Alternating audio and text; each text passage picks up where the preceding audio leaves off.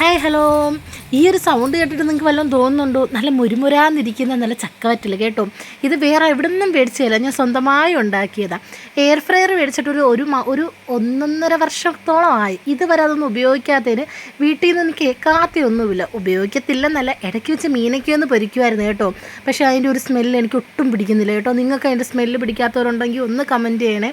ആദ്യം തന്നെ താണ്ട് ഞാൻ കുറച്ച് ചക്ക ഇട്ടിട്ടുണ്ട് കേട്ടോ. അത് ഞാൻ എടുത്ത് കണ്ടിച്ചക്ക വെച്ച് എയർ ഫ്രയർ വെച്ച് പൊരിക്കാമെന്ന് വിചാരിച്ചു. പല വീഡിയോസും ഞാൻ കണ്ടിട്ടുണ്ട്, അത് കണക്കൊന്ന് ചെയ്ത് നോക്കിയതാണ്.